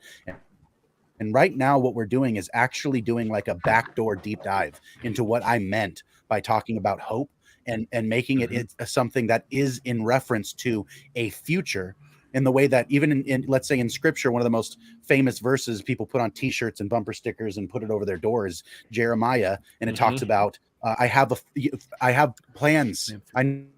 know my thoughts that I think towards you, says the Lord. Mhm. Thoughts of peace and not of evil, of a future and a hope, right? And then Peter in the New Testament gives us the commission of our own apologetics mission, which is to be ready to give an answer for the hope that we have, not for the feelings of correctness that we have, that we want to employ. I'm not supposed to give a reason for why I'm right and you're wrong. I'm supposed to give a reason for why I have hope so that you might have it also, which is not the same mission statement, right? And so I think I think the really cool thing is that this episode's kind of, as a launch for Cosmic Corner, really appropriate, that our focal point seems to be the spirit that surrounds what we mean by engaging the future, to forsake the fear of death, to be intentional, to perceive things that you normally wouldn't by being intentional. Because when you're intentional, you have a goal. When you're goal oriented, that goal is going to be nested in a series of goals, right? That's our frame. That's what we're talking about here. You have a series of goals, you have a perceptive frame, you have this thing where you're going to look at the world in a particular way because you can't look at everything at once. So it has to be framed by something, right? And if we used our faith, Christianity, and the theology that emerges from Christianity, which is the triune God, which is a one and many in himself, you actually get this remarkable depth of explanatory power. You actually get this really robust, full picture that you can actually embody. You can actually live as though this is true. Take most worldviews out there on the market today. You cannot really live consistently as though it were true. Take materialism, for example. Take nihilism, for example. You live as though that's true, you'll end up in padded walls or solitary confinement. Well, that's where you'll end up. It's the throwaway joke you were saying earlier, Garrett. Like, is there really a vehicle out there, and is it really going to hurt me if I? So your thing that you were saying about intentionality connects directly back to this, which then will connect back to this, Garrett. So I would love to riff on that for a little bit, but I know there was more of the questions, and since he's a Middle Earth fan, which you can probably see all my little shrine back here. This is actually Anduriel. That was my wedding gift from my wife. That is awesome. I've got my little Gandalf pipe and from my best friend, the best man at my wedding. So yeah, I have a soft spot in my heart for that. And yeah, so I would love to see if, because I know he had other questions and we only got like the first one. Well, he actually asked a question and then had a series of comments related to the question. And so his follow-up to that was this: I thought death was necessary because of sin. And he had this reversal going on where is this what you're saying? So that I really wanted to just clarify that what we were saying was not that death brought sin into the world rather than sin bringing death into the world, but that we were talking about the frames of our perception and how and why we act on the world. Yeah, that's why we can hop into identity through your flow chart here if that's totally fine with me now. Yeah, if I might segue to that then, because I think look, one of the big things was the point about we're coming at it a little bit biblically, but it also maybe a little bit scientifically, and I think that's important. And they're not in conflict. Exactly right. And amen. Listen, so much of what we're talking about here about this top down and bottom up. Okay, so the many to the one and one to the many. This is and look, so what's cool about this is, look, forget the Bible for just a moment. It's how people think. It's how your mind works. So when Spencer's holding up the thing, the raw data and the perceptual filters, okay, that's the many to the one, and the one meeting the many, okay, and the two are coming together in this identity moment. It's where the top down and the bottom together come together to make meaning, and that is a biblical pattern. It's not just how we think; it's also true of the earth. I mean, you can think of the ordering principles in reality for creation. There's a very specific set of laws and forces. They are ordering principles that afford, with a vast amount of ordering of the chaos. And that's the critical point is I can remember like an old thing that Carl Sagan said or something. It was like, if you have 5 to 7 things, that's all you need and you can get life. And it's like, well, we now know it's actually like a crazy amount more than that. And it's getting more complicated every day. And so what you have is this chaos. You have the potential, you have the many, right? But then you have an emanating principle that comes over it, which are these fundamental laws of nature, let's say, and whatever else you want to add to that, 'cause there's a tremendous amount, right? But eventually you get this earth, this point where then we are here and we think in the way that the earth is made. And, as we engage with things, the meaning arises in that same pattern, this meeting of the top down and the bottom up. And what's amazing is this is not foreign to the Bible. This is actually in Genesis 1. All of Genesis 1 can be read in this way. If you think about the narrative in Genesis 1, right? God creates and the earth is form and voidless, right? It's chaos. And then the spirit comes, this top down principle comes and hovers over the waters, right? And brings order to it, right? So the top down speaks, the bottom up fills and multiplies. And, there's really interesting parts of that text where the waters teem with life, which is a fascinating reality that a lot of people don't talk about. Anyway, well, I mean, it's not just Genesis. It is the central problem of the New Testament is like, who are Israel? Who are the sons of Abraham? And what is the organizing principle, the one that makes the many into what they are? Is it ethnic identity? Is it cultural heritage? Is it circumcision? Is it the faithfulness of the Messiah? Like, all of those things are, that's essentially what you're describing. It's the recapitulation point, right? It's it's when the infinite actually became particular. Which plays in really well with the identity question. Yeah, I mean, the idea that who is Christianity, this right, is stupid. Okay, it's not real, right? It's real because it's true, and just another point on that. And I like your point about identity, talking about Israel and Christ, because I think it goes to this reality that at a human level, we all desire to be part of the one. It's like this innate human desire to be part of something greater than yourself. Like we get, even if you want to think about it like this, like we get married to become something more. It's not just us anymore. It's us and this other person. And together we can make this family, and we come together as communities to be part of a community, or we come together at sport events to be a roaring crowd, let's say, or we come together in a company to legitimately transform the world through new products, new initiatives, new services. Or as a state or as a nation, you name it. And what we're having here are ordering principles coming down on many being the people.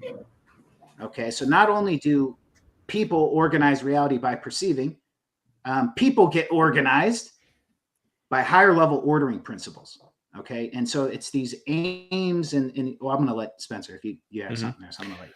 Well, yeah, it's because I'll walk through this in the sense of Israel. The Hebrew Christians, the believers, the Jewish believers in Messiah, saw the Gentiles receiving the Spirit. Now, and so did the ones who didn't believe in the Messiah, but were still part of the Jewish tradition. Now that got fed through the perceptual filters, and there was a reaction, either welcoming or resistance. And then being aware of that reaction is what made possible the possibility of a response to that. Like, in the case of the Acts 15 declaration, where it's like, no, they don't have to be circumcised, or all of the other, church splitting things that we see in Galatians. So when you're talking about organizing principle, that's why I say spirit, body. Oh man, like it's all backwards to me. So I'm, that's why I have like spirit body here, because like those perceptual filters are organizing principles. They are aspects of that kind of spiritual realm of that that spiritual part of our existence that are operating fairly unconsciously, but are still organizing the way in which we react to and receive the raw data. And we experience that because of the spiritual organization. We experience that in our body. And then if we have that awareness, and that's where now we have like, our nous, for example, our mind, that is also, a spiritual organ of perception. And we have a choice about whether or not we exercise that. And that is both a moment-to-moment choice and a long-term choice of like, how strong am I going to make it? How through like working it out more or less. And And when that spirit, and that's why, Paul says, but we have the mind of Christ. That's the nous. We have the nous of Christ. When that spirit is organizing our reactions, that gives us a chance to then break through those perceptual, to then respond in love and sacrificial love, which then allows us to break through those perceptual filters that are part of living in a world under the rule, the dominion, the slavery to sin and death, which then means that the next time it happens, we have a different reaction. Maybe not right away. I mean, I'm oversimplifying a very long process. Like the way that I describe it to clients is, have you ever gone to like a splash pad? Like my kid loves splash pads. Yeah, and one of the big features of a splash pad usually is like they'll have a giant like bucket of water. That's like the major tipping thing, and it'll have water trickling into it. And it sits there, and it seems like it's not moving an inch for the longest time. It just sits there. You see the water going in. You don't see the water going out, but it's just sitting there. And then it starts to go.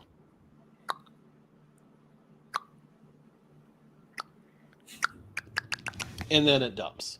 And that's very much what it's like to break these perceptual filters. Because, like I said, we have that cognitive bias that we're organized according to, we want to reduce uncertainty.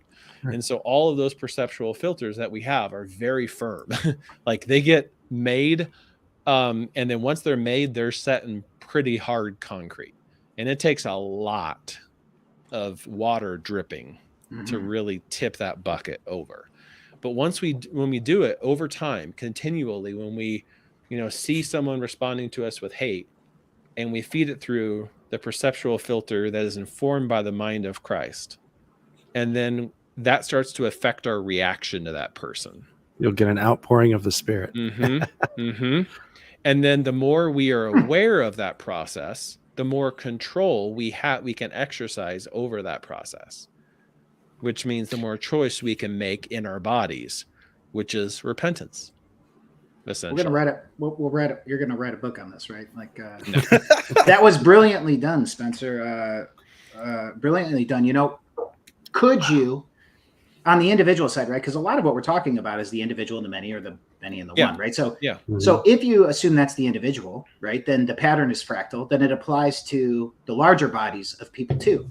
It applies to communities and groups, right? And you get these identities as the result, right? So that first level of spirit, the perceptual filters. If you were going to draw a parallel to a larger group, let's say you just pick it. Could it be culture? I'm going to throw that out to the group. Does culture become the frame after it's already been, it's standing on the fear of death?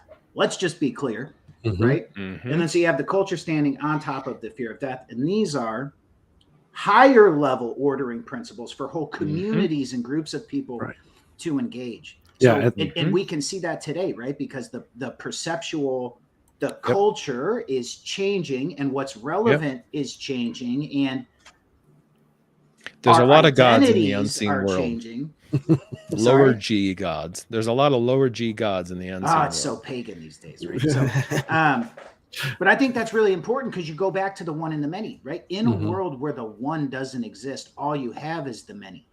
And so the many becomes the many. And because the many desire to be part of a one, they form tinier groups based on some lower level hierarchical value, like we're all the same skin color or something. Tribalism. Or we all affirm the same things, or we all hold this one proposition self-evident, other than that we're way different.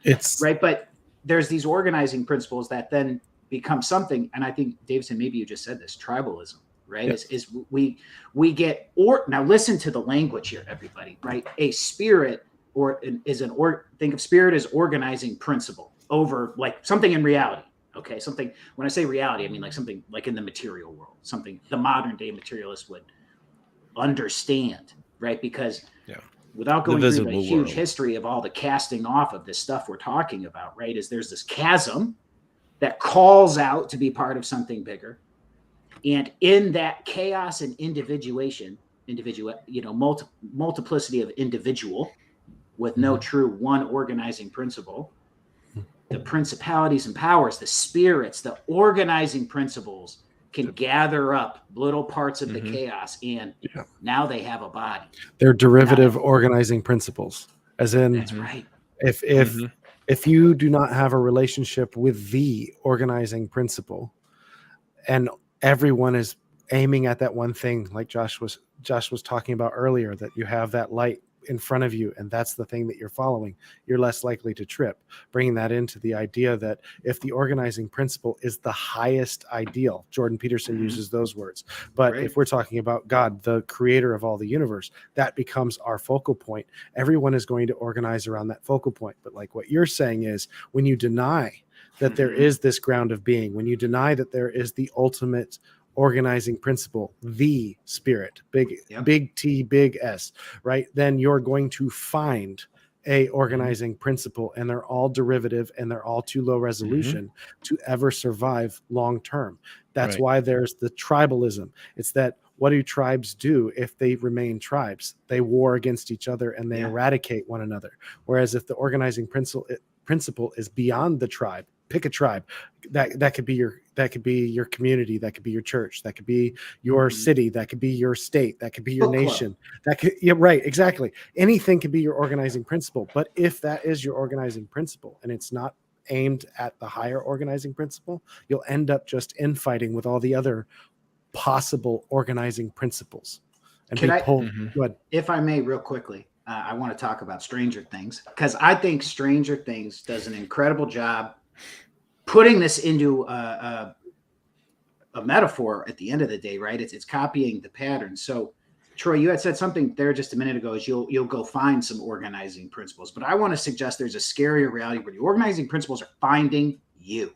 Yes. Okay. So if you think about Stranger Things, I actually think this is intentional. My own opinion. I know I heard Dr. Heiser talk about the darkness and light, the battle of dark and light motifs in Stranger Things. Okay. But just think about huge spoiler alerts.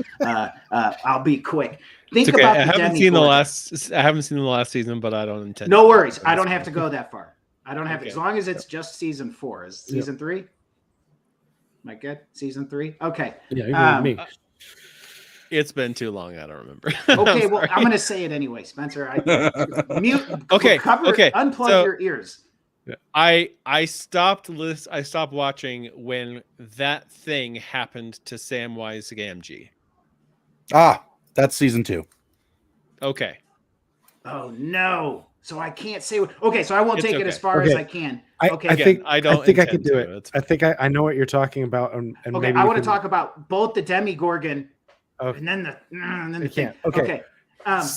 So the Demigorgon, though. Okay, so the Demigorgon, if you've watched the show, the Demigorgon is this thing that literally comes out at night and it hunts you down, and it comes out of another world. Okay, it comes from the upside down. Wink, wink. Spiritual world, right? You could instant parallel here. It comes from the upside down and it grabs people unaware and it takes them. Okay, and that is exactly what these ideologies are doing. Right? They're organizing principles, they're spirits that are grabbing people up unaware because they don't think it's real. They think it's all nonsense, but they don't realize that now I got to be careful how I do this, but it just wants you to be part of its body. Okay. That's all it wants. It doesn't care about you. It doesn't care if it destroys you. It doesn't care about your future or where you're aiming. It cares only about its story. And it doesn't care about you or anybody else. And that's the danger, is if you think it's false, but it's actually a fundamental aspect of reality, then you are open and vulnerable to the reality. And there's a whole theory with Gerard here, which maybe we can get into or not. Yeah. You are basically parroting C.S. Lewis unintentionally the entire time. Like what you're talking about is what he does with his demons and C.S. His screw tape letters. Yes. Yep. He's got a real good one. Spencer, you know it. He talks about anyway, but well, this actually comes I back haven't read to, them. I think I need to read C.S. Lewis apparently. This actually comes back, I think, to an important narrative principle where you have these kind of like character tropes, let's say, where we actually have in the New Testament something that if you don't know what it's talking about or what it means, sounds really, really crazy. Christ says things like, if you do not eat my flesh and drink my blood, and immediately, if you have no context, you're like, cannibalism, right? And then it says things like, to become, like Christ consumes us and makes us part of his body, and yet he's not a vampire, right? It's because he does have concern for your person. It's because he's not simply assimilating you like a drop of water into a body of water, like a lake or an ocean, where the drop ceases to be itself. It's simply another addition to the power or the body of that body of water. The droplet goes in and it ceases to be, right? It doesn't remain a droplet of water in many droplets that form a whole. It ceases to be an individual droplet and becomes part of the whole, and then just is no more, right? It's very, very Buddhist, let go of yourself, become part of the cosmic whole sort of thing, right? Where Christianity has a very different way of looking at that, where you remain yourself, you remain the individual, even into eternity, into glory. God is investing and pouring into you to be more you, not less. You do not diminish into non-entity. You become more and more yourself, right? And if you look at your very identity, your soul is resurrected. Right. Exactly. And it's not like like you get a new body, and insofar as you've been born again and you've been made transformed by the renewing of your mind and so forth, you have a new person. But the identity that remains, whatever it is that remains across sets of transformation, is the most real thing, right? So that's what you are. That's the thing that you are, right? And also, before I forget about it, we have another subtle interruption here, but it's actually something. It's actually something that I think is cool, because it's relevant to something that we had brought up before. That is that's relevant to your chart there, Spencer. Dale, Real Seekers, is in the chat right now. He said, "Oh, that's the wrong one. Hold on. Here it is." He said, "Question for Spencer." So there you go. Can you relate your take on why the lens of the eye casts an upside down image onto the retina? Then your brain takes two upside down images and creates a single right side up image. And he was saying, in relation to your chart breakdown, and for clarity, he says, some atheists argue that our perceptual filters are misaligned to our qualia awareness phenomena. What we were talking about earlier a little bit, which is that, if you take away the sense data, there is no external world, and your sense data is not a one-to-one with the external world. But I thought this tied in beautifully with what Garrett was just talking about, with something that is upside down and kind of breaking through into something else. Your eyes can see something, and the image that comes onto your retina is flipped upside down by the lens in your eye. But once it meets the retina and goes through your optic nerve, your brain does something to it, where you have two separate distinct images. I can't actually speak to what your brain does to that. Well, fantastic. Go ahead. So yes, with those perceptual filters, what your brain does is actually, when I'm looking at anything, I'm only seeing a very small percentage. The current estimate of that is somewhere between 10 and 20% of the actual total visual field. And so what I'm doing is I'm getting that raw sensory data that is coming in is really only about 10 to 20% of the actual space in which my visual perceptual cortex can actually receive. And so what it does is it takes this little chunk, this little block of data. And now that point moves, as I move. So it's not static, but anyway, so it takes that. And then it fills in, and it also gets other data, other little bits of data from what's the word?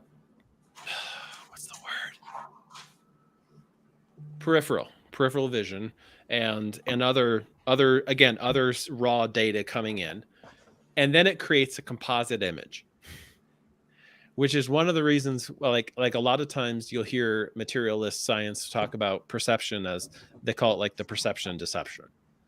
Because what's happening is we are not seeing it feels to us like we're seeing 100% of what is really in front of us. And really what we're doing is we're taking 10 to 20% and we're kind of patchworking together other little bits into this like composite image with a ton of holes. And we fill in those holes and those gaps with good enough. Our expectations. Yeah. So that's where what we call our cognitive schemas, as well as our, like just perceptual shortcuts that about the way that we expect the world to be, which is one of those things about why people say all the time, okay, here's a really funny example of this. I don't know if you guys have ever heard that about how men have trouble going to the refrigerator and seeing something like, the wife will say, hey, go to the fridge and pick I up think we've the all mustard. heard about it. And they go there and they go, huh? I can't see it. Where is it? And then she stomps over there frustrated and goes, it's right here. The dematerialized ketchup bottle. Oh, Right. God. Yes. We all know it's there. Yes. Yeah. That is an actual instantiation in real time of that principle, because males have, and I'm going to say evolutionarily, and again, anyone who has a problem with that, just set it aside for the time being, translate as needed. Evolutionarily, men have a bias in our perceptual filters toward distance, hunting, being able to see things far ahead and see the danger, see the target, and attack it. Wow. Whereas women have more of a bias for close-up things, babies, things nearby within the confined space of a home. And again, this is just descriptive things, not normative things. But anyway, and so because of that, our evolutionary biological perceptual filters are filtering, like when we're creating our composite image, we're looking in the back of the fridge.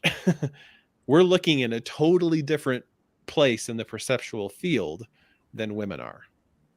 I'm gonna jump on this because I it's like that example where your wife asks you to go find the thing in the cabinet. This happens to me all the time, right? And so I want to talk about this. It's going to be relevant in just a moment, right? But it's like you're going to look for it, and this is what I do because I'm dumb.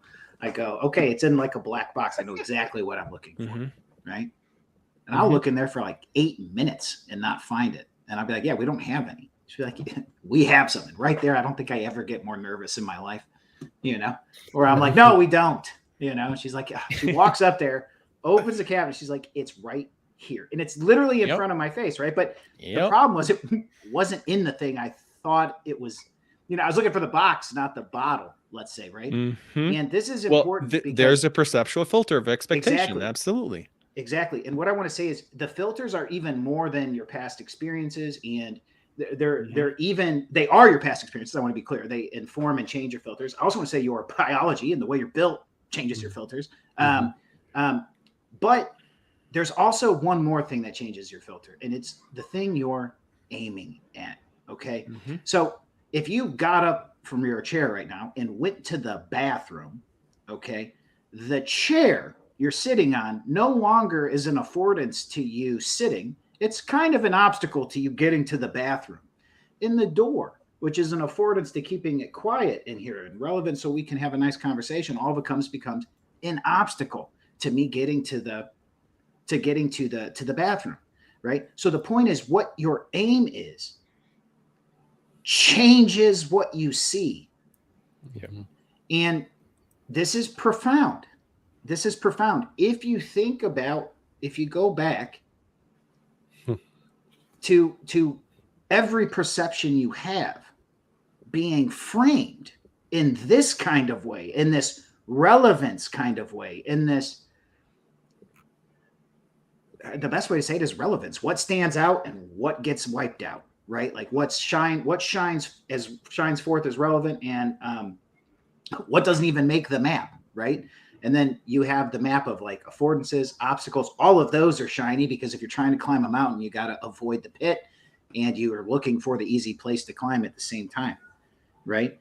If you think about the power of that kind of logic, right? Logic takes place within the frame. Like if I'm a drug addict, right? I can be extremely logical in how to find my next batch of drugs, It's not a logical thing to do, but I can be very logical in applying the method to get there, right? And so the problem is the logic gets confined into your frame and aim of going to look for the drugs, right? And so you have that frame for a lot of reasons. Let's say historical reasons, partly the way you were born, partly the way you were raised, partly the traumas you've experienced, partly the aim you're trying to aim at, right? If there's any hope left in you at that point, right?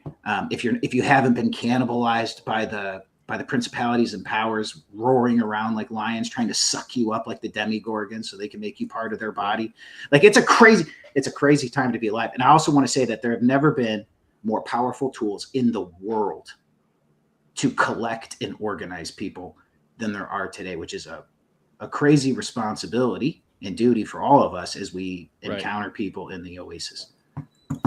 Well, whenever you've been talking about like this kind of demigorgon like sucking you down, it reminds me of Genesis 4. So just to kind of loop it back to the scripture there, because the phrase that gets used there is that sin, which is the first time sin appears in the text, by the way, sin is crouching at your door, and the description that is given is textually and linguistically very, very similar to what was in the ancient Near East world. They had this idea of like demons that would come from the underworld through cracks in the underworld and grab people down.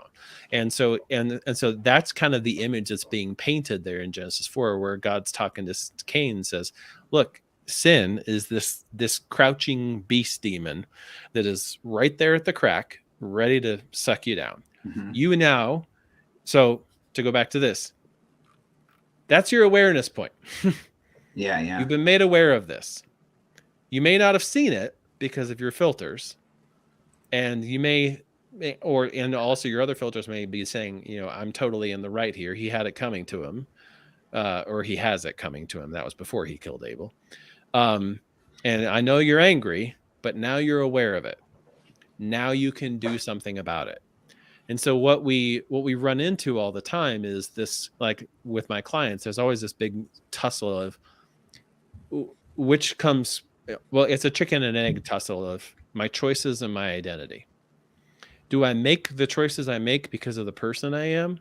And there's a lot of shame that goes into that. Or do I make the choices I make and they shape the person I am? And of course, the answer is yes. Porque no los dos. Exactly. And that's why it's so critical to be like, I need to question and get curious about, about those perceptual filters and organize my choices, organize my responses in line with Christ. So it's that participation in Christ. And that's why Paul keeps talking over and over and over about in Christ, in Christ, in Christ, in Christ. Is he says things like clothed with Christ, like it's wrapped you around completely. And so to where is the identity there? Well, it's all of it. It's the whole thing. And so that's why that whole question of identity is really, really important, not only now, because that's kind of the moment that we're having culturally speaking. There's a lot of questions of identity and things related to identity. And materialism doesn't really have a really good answer to that, because it kind of comes down to, well, yeah, essentially this whole body spirit nonsense that this person is coming up with is just, nice little things to help him feel better about there is no organizing principle. Right? Yeah, there is no organizing principle. It's all nonsense, right? There are the individual particular people. Yes. You have no identity. Go make it up. Or more accurately, the organizing principle, such as it exists only in your mind, which in the materialist I world can change that. Not real. Means it's not real. And my truth. It is solely determined by your bodily material choices and actions. Right. Even though you're born wrong. Yeah. There's a deep tension. Yes. Sorry, that's beyond the scope. I'm sorry. Tell us an awful lot about the validity of that, the explanatory power of that worldview. But yes, that's exactly what's happening there, is that question of identity becomes really A, like I said before, solipsistic, and B, very tyrannical in the materialist worldview, because I'm being consumed by these organizing principles that don't really exist, but boy, do they exert a whole ton of influence. And like Pharaoh. Right. yeah. And so then I just get wrapped in this spiral of, well, how can I, who is the problem, fix the problem that is the problem? And there is no way out of that. No. So it's an ever descending Christ. Yeah. It's an ever descending spiral into non-existence, because you're not actually aiming at the organizing principle. Yeah. And ever descending spiral into chaos, which is saying the same thing as non-existence. Yes. And it's chaos, and there's a lack of, and Davidson, you had said this earlier, there's a lack of identity over time. The another major problem with this is if everything is, you're kind of making it up as you go, then your identity is always changing. And if your identity is always like, identity changes are so profound. Having seen up close and personal full identity changes, it rocks someone's world, and it is so hard to manage and work through. And if you don't have, there's this theory. I listened to Paul Vanderklay, Jonathan Peugeot, and John Vervaeke talk about these ideas, and I forget the authors they quoted, but they talked about this reality of finite games and infinite games. Okay, so in this way, we're always engaging in these things, and a lot of things are finite games. I mean, us having this conversation here is a finite game. Now, we're doing this because we're actually playing an infinite game, okay, where there is no end in this life. The end is beyond this life. It's calling us forward at that level. And at that level, I can sink my identity in something that is never changing and eternal. And so it acts as a rock and a foundation through all of life's storms and all of the ups and downs. But if you don't have that, and if you don't believe in that, then you're constantly making them as they go. And those stories come to an end. And when your identity comes to an end, and you're in the middle of a desert with nowhere to go and no water and no food, there's a much higher likelihood you're gonna die there, especially if you're alone. Right. Compared to the Christian worldview, where that story never ends. And when you're raised not as an undifferentiated Christ individual identity, but you're raised within the context of the one. Yes. As a member, as a unique many, instantiating that one. A unique cell with unique purpose in the body.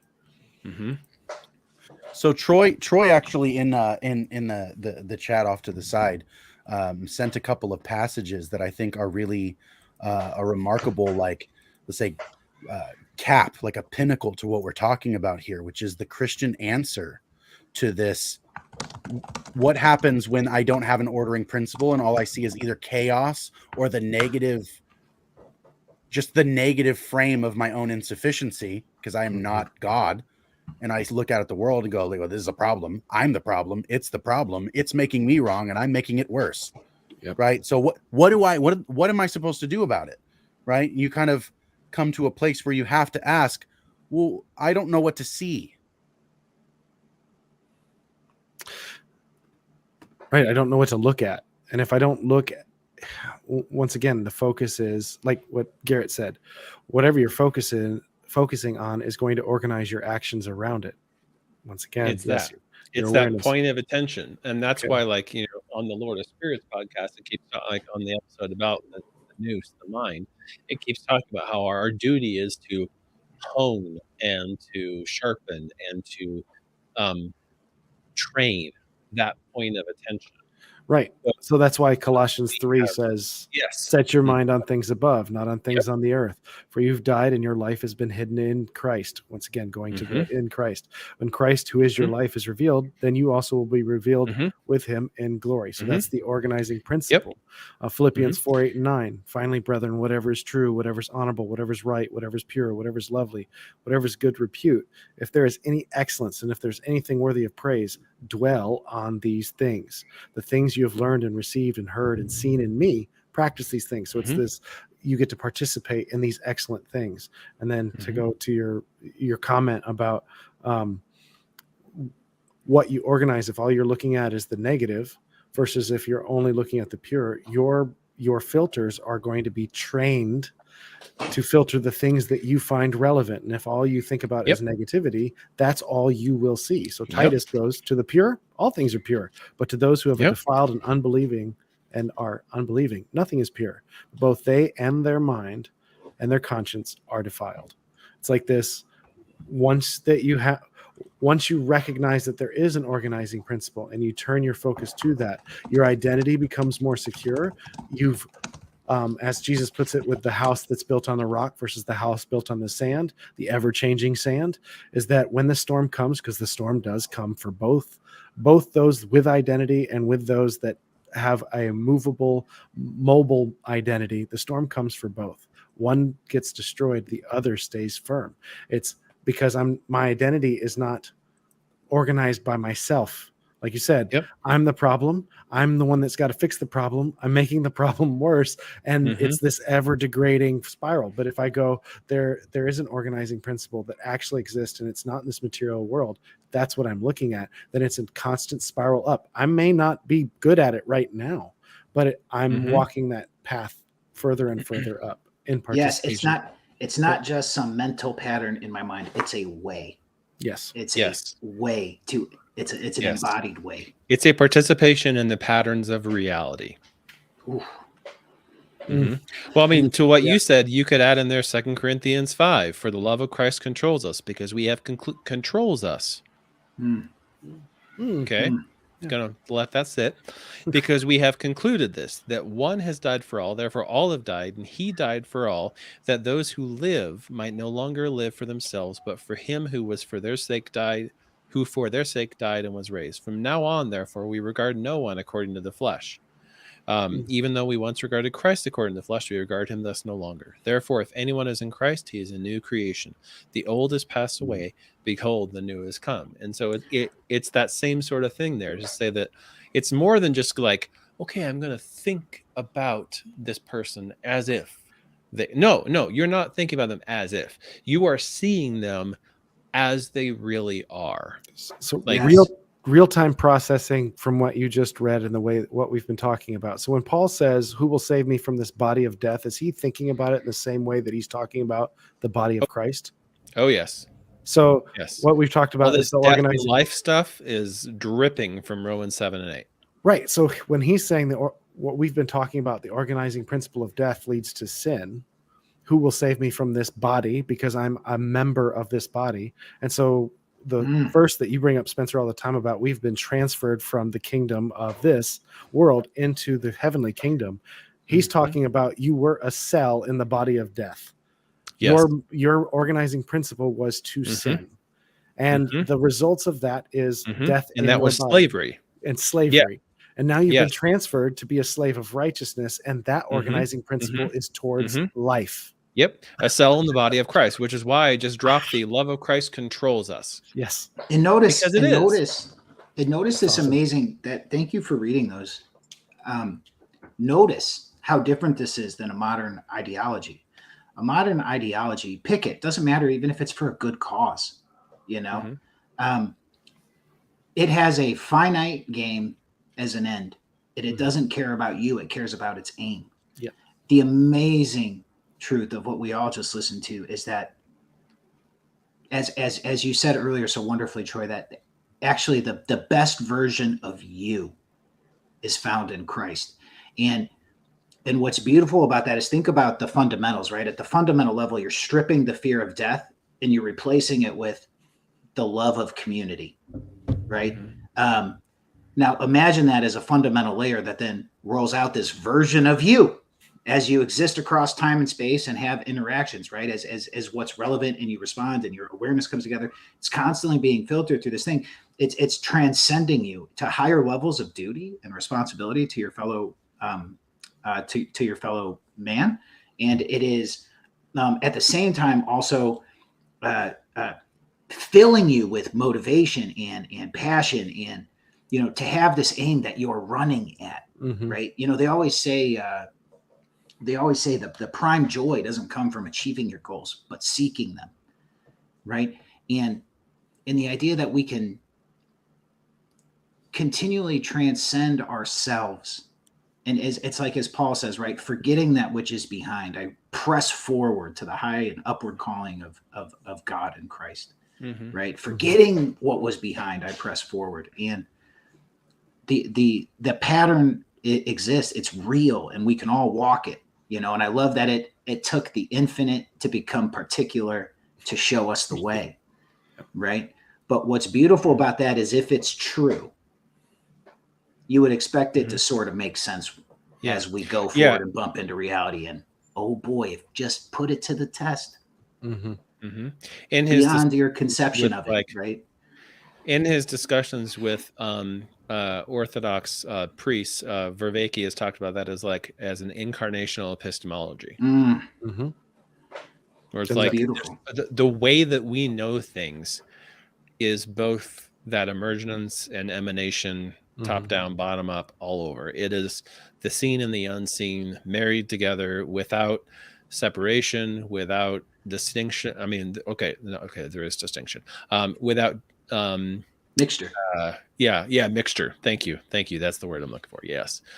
And so what needs to happen there is for us to recover this sense of the spiritual warfare that's involved in everyday perception.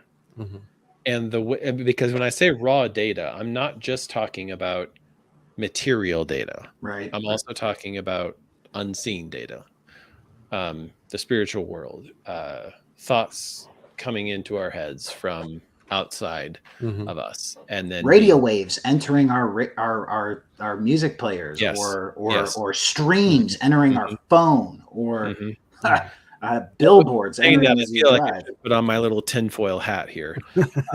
But I mean, look, it's real, right? We're something like, and I forget the right phrase, right? But it's enemy territory. To some extent. And that's C.S. Lewis again. You got to stop this, man. Yeah. Enemy occupied maybe territory. I just talk to all of you too much. That's the quote. Maybe the real problem is I talk to all of you too much. That's awesome. Yeah. It's like second here. So look, what you just said is beautiful, because through our influence, Lewis has given a subtle body to influence Garrett directly. Which is really remarkable that his person is still present through our remembrance of his person and his ideas. They impacted us, and we carry that past into the future with us. So there's our next episode, guys. What do you think? He's a living ordering principle that people are.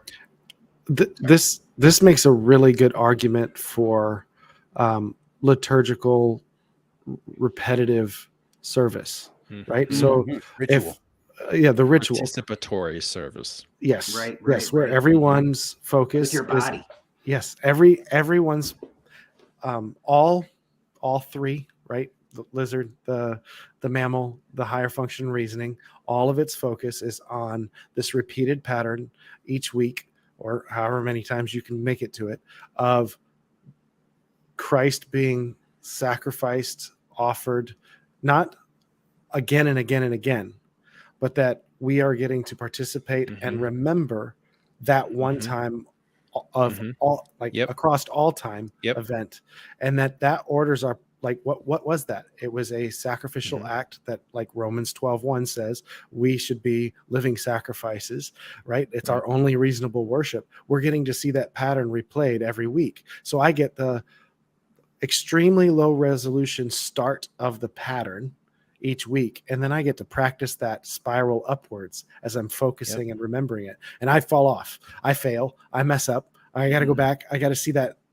pattern again, and then I get to try a little bit longer, right? And that repetitive thing allows for that, the body of Christ works to be done presently, here and now, by his body. Such a dirty word these days, ritual. You know, it's a word we're all especially so weirded out and creeped out by. Yeah, I mean, protest, right? I mean, that's what we're going to do. But look, it's important, because I remember about a year ago, Davidson, maybe 2 years ago, because we've known each other for some time at this point. You shared a video with me once that said bad habits are rituals too. And that I was literally talking with a client about this very thing today.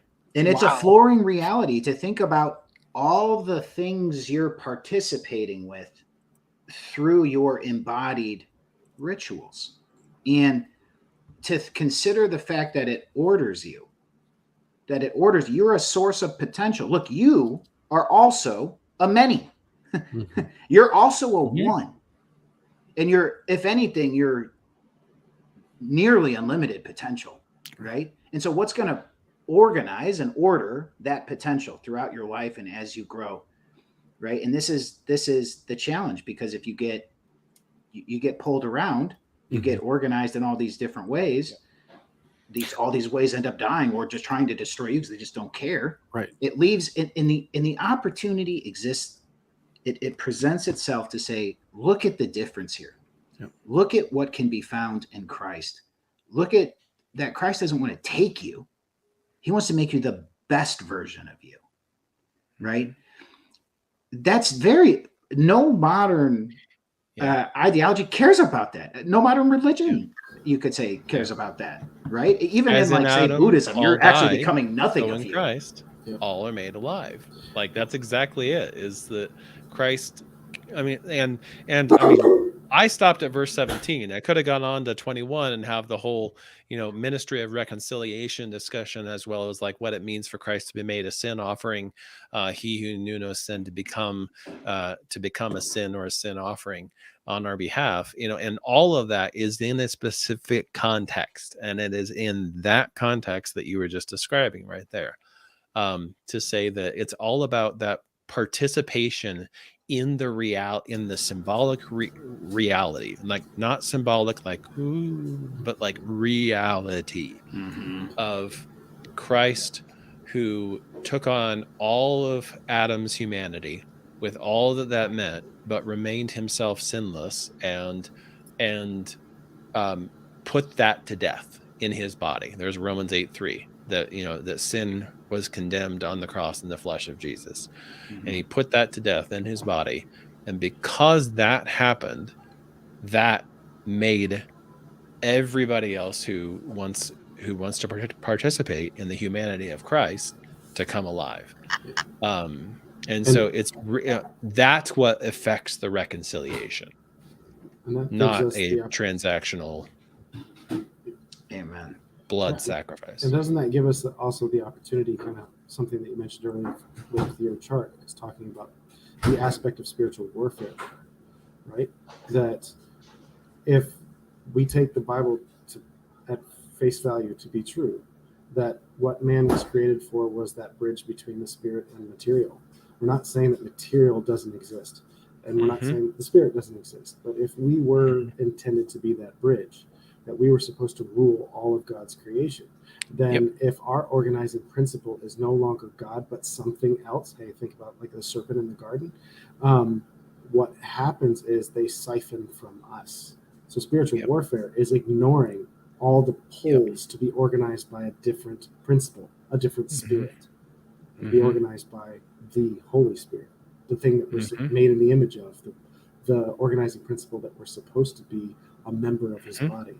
It's just looking at spiritual warfare that way, is that I don't need to focus on the spirit trying to get my attention to do something evil. I need to focus on the thing I'm supposed to be organized by, and that is spiritual warfare, because they get cut off. Well, it's Peter walking out of the water, and I've used this analogy with clients as well. It's like the wind and the waves did not still because Peter kept his eyes on Jesus. He stepped out of the boat, he looked at Jesus and said, okay, I got to keep my eyes here. I got to fix my eyes on the author and perfecter of our faith, as Paul would say, and keep it locked in here and keep walking. And as long as I do that, the wind and the waves will continue all around me just as violently as before. But the second I watch them and make that my point of attention, make that my spiritual organizing principle that defines my awareness, that then defines my response, that then feeds into my perceptual filters, that then causes a reaction in me that limits my awareness of my next choice, and around and around we go. As long as I do that, that's what's then going to both forms and is going to continue to form my identity. Think of, okay, if I may, just real in quick. Christ Now, or in the world. One of the make two. sure I don't mess this up, Troy, Spencer. Okay, in the ancient Near East, okay, the water. Now, I just want to draw this picture out a little bit because it was a brilliant add-in. Okay, the water is a symbol for chaos and death, quite frankly.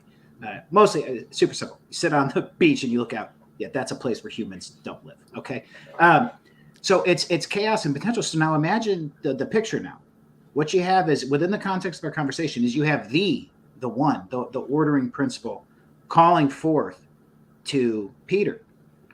And Peter, by fixing his eyes on the one, his potential as a human being is transformed. And he walks on top of the chaos, right? And the moment he takes his eyes off the one ordering principle, the chaos begins to pull him back under the waves to drown him and to kill him, right? And in the moment he calls back out, right? Yep. And remember, this is so key because when he calls back out, right, Christ catches him. Okay. Right. Yeah, he surrenders his spiritual autonomy to the forces of chaos and darkness. And that's the way that N.T. Wright usually talks about. Like he keeps saying how idolatry is like the prime sin, because every time we participate in sin, like it is participating in the worship of demons. And we become transformed because we become like what we worship. We become demonisis and demonized, and more and more and more over time. And or we become, we participate in theosis. Either way. But what's happening though is we're taking that God-given autonomy, that God-given power, that access to the spiritual realm, that spiritual dimension of who we are, of heaven and earth coming together. And we are surrendering it over to the forces of darkness and death and chaos, and saying to broken cisterns that can hold no water. Yes.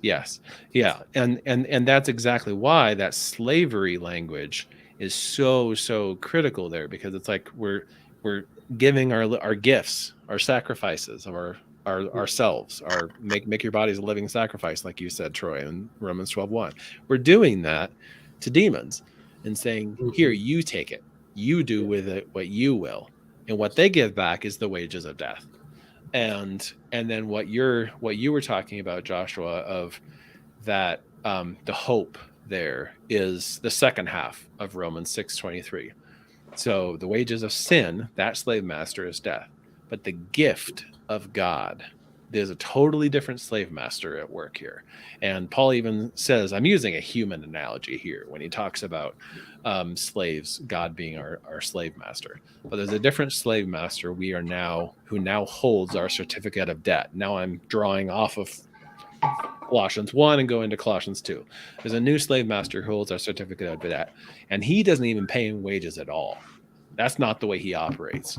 He just tears that certificate right up. That's what it says in Colossians 2:14, cancels it, nails it to the cross, and says, forgiven, and now you're my sons and heirs.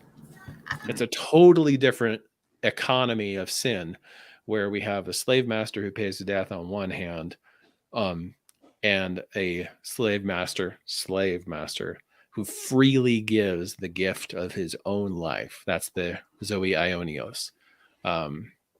So it's that's the hope.